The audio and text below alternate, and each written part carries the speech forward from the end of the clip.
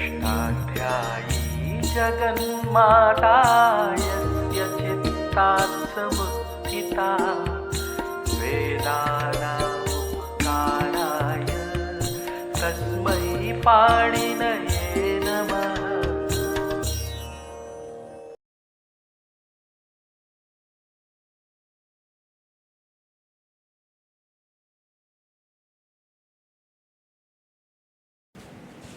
नमः पाणिनये। हम छकारांत धातुओं को लेते हैं। तो छकारांत धातु में हम जानते हैं एक धातु अनिच है, प्रच्छ, एक ही धातु अनिच है, तो वहाँ हम इडागम किए बिना संधि कर दें, और जो शेष धातु है वहाँ हम इडागम करके वर्ण संयोग कर दें। ये धातु है प्रच्छ और ता। प्रच्छ धातु अनिच है तो यहाँ इडागम नहीं होगा, इता नहीं होगा, ता ही रहेगा।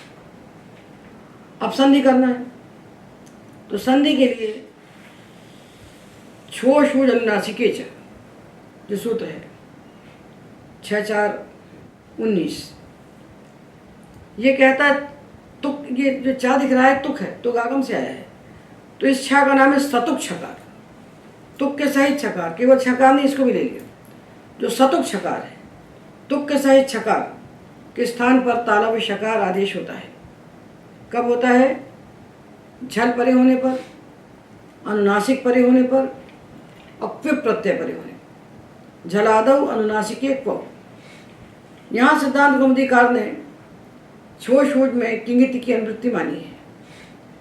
तो किंगिति की अनुवृत्ति मानना पक्ष जो है इसमें गौरव है, और किंगिति को न मानना इसमें लाघव है। ये दोनों पक्ष भाष्य में मिलते हैं।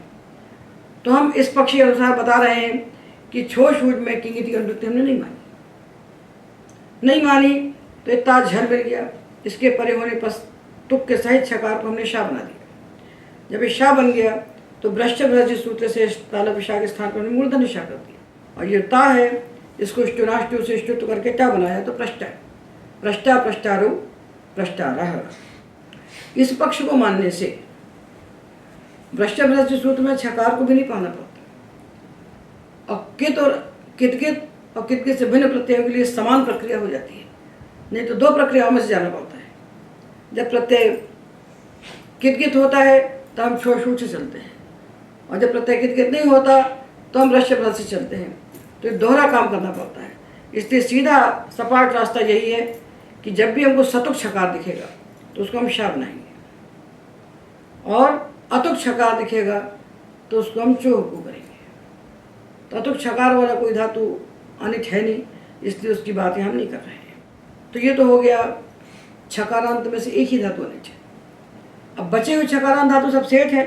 तो जैसे हमने लिया वांछ, वांछ तो इससे इता लगेगा, वांछ और इता, तो वांछिता। सेठ धातु में तो कुछ करना ही नहीं है। सेठ धातुओं में केवल उपधा को गुण करना है, एक मात्र कार्य करना है। सेठ धातुओं में उपधा को गुण करना है बस, और इता लगा के जोड़ देना है। तो छकारांत में जो एकमात्र अनिट धातु है प्रच्छ, उससे बनाया प्रष्टा, और ये मान लिया कि जब एक ही अनिट कहा गया तो बचे हुए सेठ है। तो जो बचे हुए छकारांत धातु मिले उनके बाद हम ता नहीं लगाएंगे, इता लगाएंगे इडागम करके। तो वांछ, इता, वांछिता, लांछ, लांछिता, आंछ, आंछिता, म्लेच्छ, म्लेच्छिता, ये हमने सारे छकारांत धातु के रूप बना लिए अनिट और सेठ। अब हम जकारांत धातुओं के रूप बनाते हैं। जकारांत अनिट 15 धातु, और जकारांत वेद धातु जो अंजु मृजु इत्यादि आएंगे, और उसके बाद जकारांत सेठ धातु। बात खत्म हो जाएगी जकारांत की। तो हमने पहले लिया मत्स्य धातु को। मत्स्य धातु जो 15 अनेक धातु पढ़े गए हैं जकारांत में, उनमें से है, उनमें पढ़ा गया। तो मत्स्य धातु अनिट है, अनेक धातु है, तो इसके बाद आने वाले ता प्रत्यय को जागम नहीं होगा। तो मत्स्य जो था यहाँ संधि होगी, और संधि के पहले मत्स्य धातु के लिए एक सूत्र आता है मत्स्य नशोर झली। मत्स्य धातु को और नश धातु को नुम का आगम होता है झल परे होने पर, मत्स्य और नश। और जब मत्स्य धातु को नुम का आगम कहता है सूत्र मत्स्य नशोर झली, ये 252 पृष्ठ पर पढ़ रहे हैं, दूसरे भाग में पुस्तक सामने रखिए। तो क्रम से चलता जाएगा। तो जब मत्स्य धातु को नुम का आगम कहा, और नुम जो है ये मिथ है, और जब आगम मिथ होता है तो कहाँ बैठता है, तो मृदचोन्त्यात् परा सूत्र से ये अंतिम अच के बाद बैठता है। तो मकारोत्तर जो आकार है इसके बाद इसको बैठना चाहिए कायदे से। किंतु एक वार्तिक आता है, मस्जिद अंत्यात् पूर्वो नुम वाच्य। मत्स्य धातु को जो नुमागम होता है वो अंतिम अच के बाद नहीं बैठता, अपितु अंतिम अल के पहले बैठता है। अंतिम वाला जो मत्स्य धातु का जा, उसके पहले बैठेगा ये नुमागम। तो मत्स्य धातु है, इससे ता प्रत्यय है, ये नुमागम बैठ गया अंतिम अल जा के पहले, तो मा सा ना जा, और ये ता प्रत्यय। अब मासा नाजा जब बन गया तो देखिए सा और ना ये संयोग है, और ये जा जो है झन है। तो हमने पढ़ा सूत्र इसको संयोगाद्यो रंते च, संयोग के आदि में स्थित सकार का लोप हो जाता है झल परे होने पर, तो जा हो गया झल, और सा और ना का हो गया संयोग, और संयोग के आदि में मिला सा, तो इसको संयोगाद्यो रंते च सूत्र ने सा का लोप कर दिया, तो बचा मा ना जा। तो देखिए मा ना जा और ता। अब ये जो नकार है यह पदांत है। अब पदांत नकार के स्थान पर नष्टा पदांत से शरीर से अनुस्वार प्राप्त है, और ये जा है इसके स्थान पर चो को सूत्र से कुत होकर ग होना प्राप्त है, क्योंकि ता झल है। तो चो को पूर्व त्रिपादी है, और नष्टा पदांत से चलिए 8-3 का है, पर त्रिपादी है। कुत्व करने वाला सूत्र 8-2 है, अनुस्वार करने वाला सूत्र 8-3 है। तो हम 8-2 जो चो को है उससे कार्य करेंगे, तो जा को हम बना देंगे गा, तो मा ना गा। अब गा बन जाने के बाद इस ना को हम अनुस्वार करेंगे नष्टा पदांत से छड़ी से, तो मंग बन गया। और फिर इस अनुस्वार को अनुस्वारस्य यही पर सवर्ण, यय परे होने पर अनुस्वार को पर सवर्ण होता है, तो गा यय है, अनुस्वार गा के समान बन जाएगा। तो गा के समान कैसे बनेगा, अनुस्वार अनुनासिक है और गा कवर्ग का है, तो कवर्ग में अनुनासिक मिलता है गा, तो मंगता, मंगता मंगतारो मंगतारः। तो हम ध्यान रखें कि पहले कौन सा कार्य करना है। यदि हम ना को पहले अनुस्वार कर देते हैं तो जा के समान हो जाएगा, तो करना ही नहीं है। चोकू 8-2 है, नष्टा पदांत से चलिए 8-3 है, अनुस्वार से पर समान 8-4 है, तो इसी क्रम से हम चलेंगे तो मंगता बन जाएगा। अब हम अनेक धातु लेते हैं सृज। 15 धातु अनेक हैं, उनमें से विशेष धातु पहले बता दे रहे हैं। सृज, सृज धातु से ता प्रत्यय है, ये झलादी है और अकित है। तो इसके लिए सूत्र है सृज दिशोर झल्य मकिति। ये सूत्र है 6-1-58 कि सृज और दृश धातुओं को अम का आगम होता है झलादि अकित प्रत्यय परे होने पर। तो ये ता झलादि भी है और अकित भी है, तो इसको अम का आगम किया। अम मिथ है, मिथ है तो कहाँ बैठेगा, मिथ चोन्त्यात् परा, अंतिम अच के बाद अंतिम अच है री, इसके बाद अम बैठ गया, मकार की संज्ञा हो गई, री के बाद आ मिला, तो इको यणचि से री के स्थान पर रा आदेश हो गया, तो बन गया सृज और ता। अब संधि करना है, तो संधि के लिए ध्यान रखें कि चवर्ग यदि अंत में है तो हमारे पास 2 सूत्र हैं, चोकू और वृश्च भ्रश्य। वृश्च भ्रश्य में पढ़े हुए धातुओं को छोड़ करके चोकू होता है। तो सृज को जब सृज बनाया तो वृश्च भ्रश्य सृज मृज यज राज भ्राज छशाम शाह, इस सूत्र में सृज को पढ़ा है, तो इसके जा को शाह हो गया। जब शाह हुआ तो इष्टुनाष्टु से ता को टा हुआ, तो सृष्टा सृष्टा रहु सृष्टा रह, ये रूप बन जाएंगे लुट तकार में सृज धातु। तो देखिए अब धातु है भ्रज। भ्रज धातु अनिट है, इससे ता प्रत्यय आया, तो धातु के अनिट होने के कारण इडागम नहीं हुआ। भ्रज जो ता, तो भ्रज धातु के लिए सूत्र है कि किसी भी आधातु प्रत्यय के परे होने पर भ्रज धातु को विकल्प से रम होता है। देखिए भ्रजो रोपधियो रमन तरस्याम सूत्र से इसको रम का आगम करना है। आगम होता है अंतिम अच के बाद, अंतिम अच कौन है? ये भ्रा में जो आ पढ़ा गया यही अंतिम अच है। इसके बाद इसको बैठना है आगम को आकर के, क्योंकि मिथ है। किंतु साथ में सूत्र कहता है रोपध यो हो। ये रोपध यो में स्थान षष्ठी का निर्देश है। तो स्थान षष्ठी से निर्देश किया है, तो स्थान का अर्थ होता है स्थानम प्रसंग है। रेफस्य उपधायाश्च उच्चारण प्रसंगे सति अकाराद उपरि रेफ प्रयुज्य। तो ये जो रम है इसमें अम की तो संज्ञा हो गई, बचा केवल रेफ र। तो रोपद यो में स्थान षष्ठी है, तो स्थान षष्ठी बैठेगी तो निवृत्त करके बैठेगी। रेफ और उपधा का उच्चार प्रसंग होने पर रेफ और उपधा को निवृत्त करके आकार से बाद में अकारोपरि, आकार के बाद वहाँ रेफ को हमको बैठाना है। तो ये उपधा है सा और रेफ है रा, इन दोनों को निवृत्त कर दिया। इन दोनों को निवृत्त करके अब रम कहाँ बैठेगा? आगम है तो मिथ है, और मिथ आगम कहाँ बैठता है? अंतिम अच के बाद। तो इस आ के बाद आकर के ये रम का रा बैठ जाएगा। रम में आ और माँ की संज्ञा करके बचा रा। अब मिथ है, इसको आ के बाद आके बैठना है, मिथ चौंत्यात्परा से, तो बैठेगा आ के बाद ही। किंतु रोपद योग में जो षष्ठी कही है स्थान षष्ठी, उस षष्ठी के कारण रा और सा को निवृत्त करके बैठेगा। रा और सा को हटा देगा पहले, और उसके बाद आ के बाद आकर के बैठ जाएगा। तो बन जाएगा ये भर्ज। और भर्ज के बाद जब ता प्रत्यय आएगा तो भ्रश्च भ्रज सूत्र से भ्रज के जाके स्थान पर शा हो जाएगा। जब इसको शा हो जाएगा तो प्रत्यय के ता को टा हो जाएगा। तो भ्रष्टा, भ्रष्टा भ्रष्टारऊ भ्रष्टारः, ये बन गया ग्रुप। और जब रमागम नहीं हुआ, क्योंकि अन्यथा श्याम हो रहा है, विकल्प से हो रहा है, तो जब रमागम नहीं हुआ तब हम क्या करेंगे? तब हम सीधे संधि कर देंगे। तो भ्रज के बाद ता आया, ये झल है और ये संयोग है। इसको संयोगादि और अंत्य च सूत्र से हमने सा का लोप किया, संयोगादि सकार का। भ्रष्ट भ्रज से जा को शा बनाया, स्टुनाष्टु से ता को ता बनाया, तो भ्रष्टा। तो भ्रष्टा और भ्रष्टा, रमागम होने पर भ्रष्टा, रमागम न होने पर भ्रष्टा।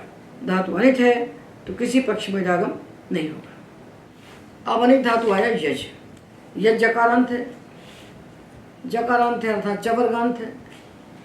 तो यज होता अंगकार तो कुछ प्राप्त है नहीं, सीधा संधि करना है। और चवर्ग के लिए संधि करने वाले दो सूत्र हैं। भ्रष्टादि धातुओं को शा करना है, बचे हुए को कु करना है। तो यज धातु भ्रष्टादि में पढ़ा गया है। भ्रष्ट भ्रज सृज मृज यज, राज भ्रज अच्छा शाम शाह। तो यज के जा को हमने बनाया भ्रष्ट भ्रज सूत्र से मूर्धन्य शाह, और जब मूर्धन्य शाह बन गया तो प्रत्यय के ता को ष्टुतु करके टा बना दिया। यष्टा, यष्टारु, यष्टारः। ये हमने अनेक धातुओं में से उन धातुओं के रूप बनाए जिनमें कुछ विशेष कार्य हो रहे हैं। अब हम वेग धातु लेते हैं। तो वेग धातु में उदित होने के कारण अंजु धातु है। अंजु, अंजु उदित है,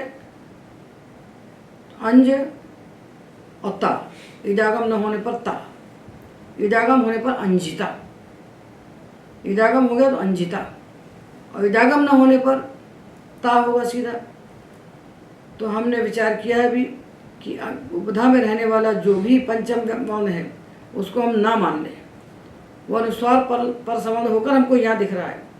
तो अंज में उपधा में हम ना माने, तो अ, न और ज, इस अवस्था में जो कुसूत्र से हमने जा को बनाया ग। उसके बाद वो जो उपधा में नकार दिख रहा था उसको नश्चा पदांत सूत्र से हमने बनाया अनुस्वार, और आगे बैठा है ग कवर्ग, उसका परसंबंध किया अनुस्वार से, परसंबंध से तो बन गया अंगा, अंगता, अंगता अंगतारु अंगतारः, और अंजिता अंजितारु अंजितारः।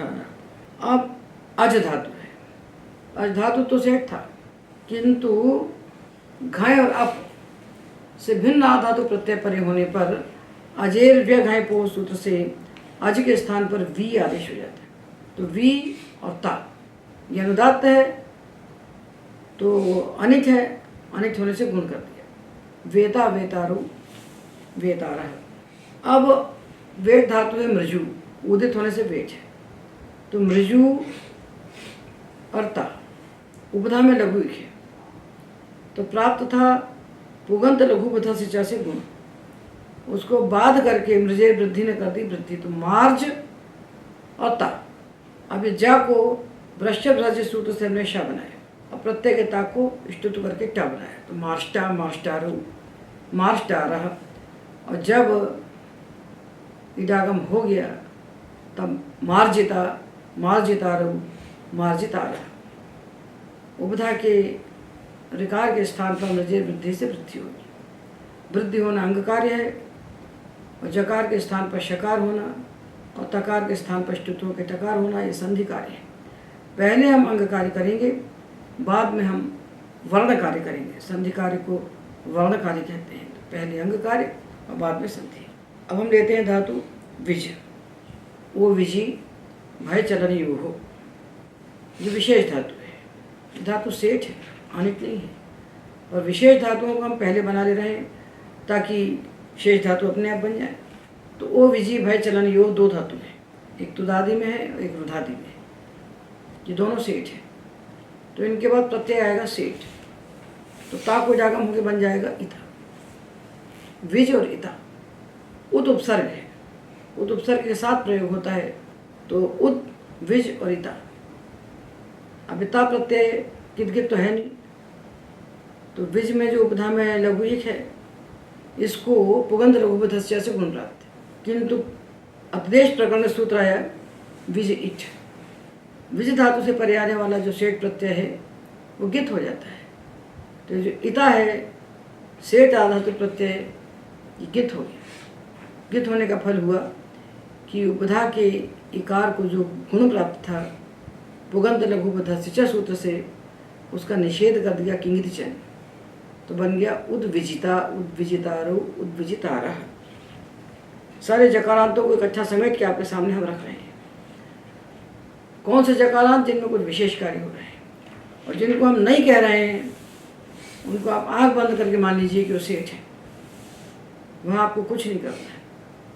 उपधा के लघु एक को गुण करके जोड़ देना है बस। अब जो बचे हुए अनेक धातु हैं, 15 धातु अनेक हमने बताए थे, उन 15 अनेक धातुओं में से हमने मस्ज सृज भ्रज यज इनका विचार कर लिया।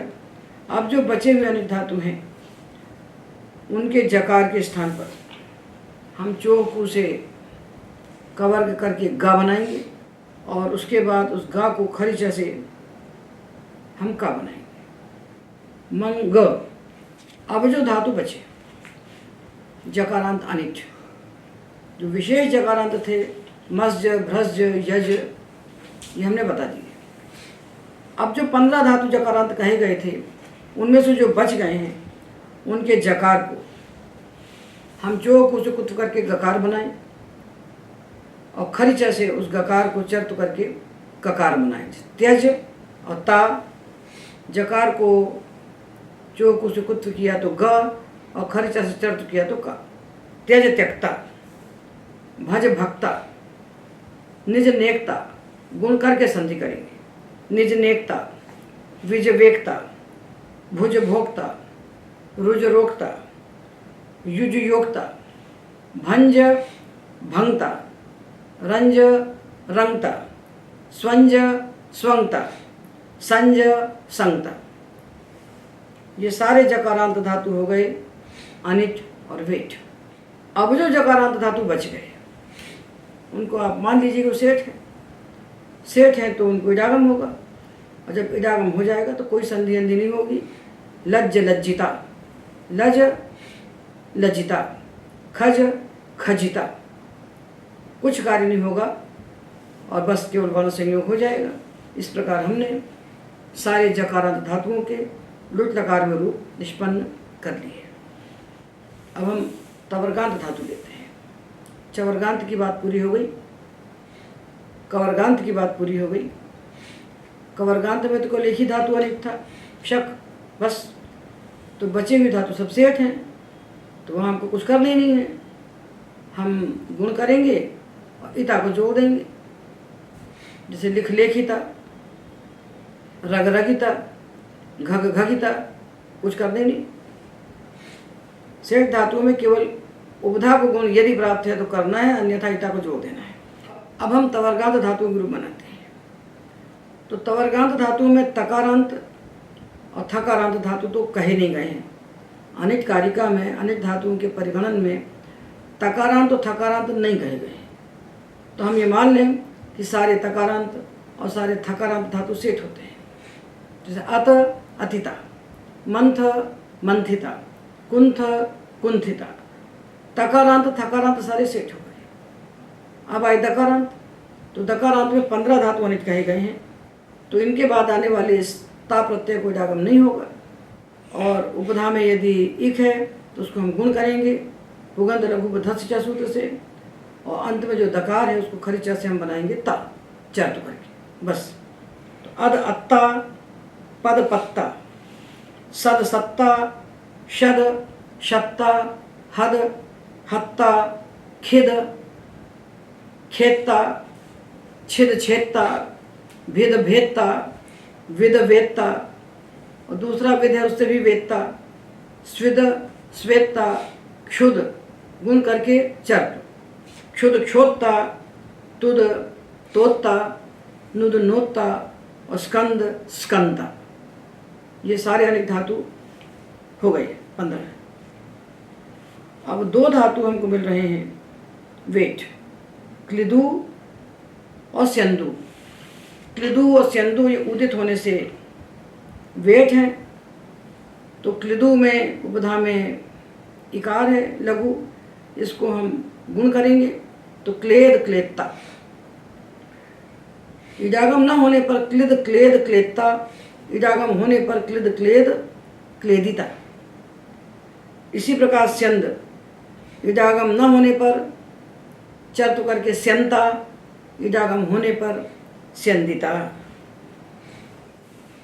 धकारांत धातुओं में 11 धातु अनिट है, इनको हम पहुँच चुके हैं।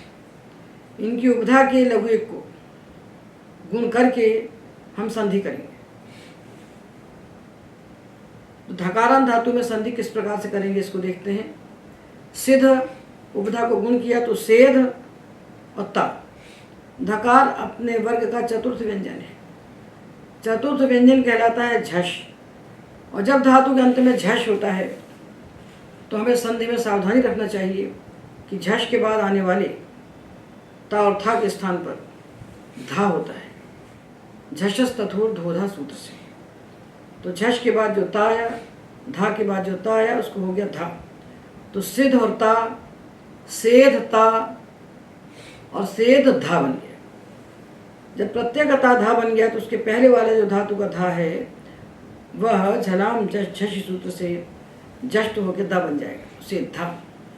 सिद्ध सेध सेद्धा, क्रुद्ध क्रोध क्रोद्धा, क्षुद्ध क्षोध क्षोद्धा, युद्ध योध योद्धा, रुद्ध रोध रोद्धा, शुद्ध शोध शोद्धा, बुध बोध बोद्धा। तो बंध, तो ये जो बंध धातु है इससे हमने प्रत्यय लगाया, तास ता तारा उतारा प्रत्यय लगे, और चूंकि बंध धातु अनिच है तो इडागम नहीं हुआ। तो बंध है और ता है। अब ये बंध होता, यहाँ कोई अंग कार्य हमें प्राप्त नहीं है, प्रत्यय कित है नहीं, कित होता तो ना का लोप हो जाता। तो तास प्रत्यय तो अकित है, तो ना का लोप हुआ नहीं, कोई अंग कार्य हुआ नहीं, हमको केवल संधि कर देना है। तो संधि कैसे होगी, ये धा झष, और झष के बाद आने वाले ताव था के स्थान पर धा होता है, झषस तथोर धोधा, इससे इसको धा हो गया। जब ये धा हो गया तो उसके पहले वाले धा को झलाम झष झषी से दा हो गया। बा है, ना है, दा है और धा है। तो ये दा झर है, और इसके बाद आने वाला धा भी झर है। इसके पहले जो ना है ये हल है। तो हमने सूत्र पढ़ा है संधि में झरो झरी सवर्णी। हल के बाद आने वाला जो झर उसका लोप होता है सवर्ण झर परे होने पर। तो ये ना हल है, इसके बाद दा झर है और उसके बाद धा सवर्ण झर है। तो इस झर का विकल्प से लोप होगा। तो जब लोप हो जाएगा तो बनेगा बंधा, और जब लोप नहीं होगा तो बनेगा बंधा। ये दो रूप बनेंगे। व्यध व्यद्धा, राध राधा और साध साधा। ये हमने 11 धकारांत अनेक धातुओं के रूप बनाए। अब धकारांत वेग धातुओं का विचार करते हैं जिनमें विकल्प से इडागम करना है। तो सिद्ध सिद्धू धातु है, उदित होने के कारण वेच है। तो सिद्ध और ता सेद्धा, और इडागम हुआ तो सेधिता, सेद्धा और सेधिता। रध धातु भी रधादिभ्यश्च सूत्र से वेच है। तो इडागम होने पर रधिता और इडागम न होने पर रद्धा। रध के विषय में विचार कर लेना चाहिए कि रध धातु के बाद जब आजादी प्रत्यय आता है तो रध ही जब वो रचि सूत्र से उसको नुमागम प्राप्त होता है। तो इडागम होने के बाद ये प्रत्यय आजादी हो गया इता। तो इस इता के परे होने पर रध धातु को जो नुमागम प्राप्त है उसका निषेध करने वाला सूत्र है नेत्यलिटी रधे। ये 256 पृष्ठ पर लिखा हुआ है। तो लिट से भिन्न आजादी प्रत्यय परे होने पर रध धातु को नुमागम नहीं होता। तो जब इडागम नहीं हुआ तो रद्धा, और जब इडागम हो गया तो रधिता। नुमागम नहीं होगा क्योंकि नेत चलित रधे ने निषेध कर दिया है। अब हम नकारांत धातु लेते हैं क्योंकि हम तवर्गांत धातुओं का विचार कर रहे हैं, तवर्गांत अनेक का विचार कर रहे हैं। तो नकारांत धातु लेते हैं। तो नकारांत में मन और हन ये दो धातु अनिट हैं। तो मन से मनता और हन से हंता। नकार को अनुस्वार हुआ और परसवन हो, मनता हंता। नश्चा पदांत से शरीर से अनुस्वार और अनुस्वार से यही परसवन सूत्र से परसवन, मनता हंता। तो हमने तवर्गांत पर्यंत धातुओं के रूप बनाए। लुट लकार में अनेक धातु, वेग धातु और सेठ धातु। तो नकारांत में दो ही धातु अनिट कहे गए हैं। तो मन हन को छोड़कर जो नकारांत बचेंगे वो सब सेठ होंगे। तो तन धातु से हम तनिता बनाएंगे, तन तनिता, और वन वनिता। इसी प्रकार धकारांत धातुओं में जो 11 अनिट कहे गए हैं इनको छोड़ करके, और ये जो सिद्ध और रध कहे गए हैं वेट, इनको छोड़ करके जितने भी धकारांत धातु आएंगे, जैसे गुध, उसको सेठ मान लेना चाहिए। तो गुध में अंता प्रत्यय लगाएंगे तो इडागम होगा। और चूंकि गुध की उपधा में लघु एक है तो उसे गुण होगा। तो गुध गोधिता, वृद्ध वर्धिता, श्रुध शर्धिता, रिध अर्धिता। जब हम सेठ प्रत्यय लगाएंगे तो कोई संधि नहीं, उपधा के लघु एक को हम गुण करें और इता प्रत्यय को उसमें जोड़ दें, बस। तो इस प्रकार हमने तवर्गांत तक धातुओं के लुट लकार के रूप बना लिए, और अगले धातुओं के रूप आगामी व्याख्यान में बनाएंगे। आज के व्याख्यान में एतावदेव।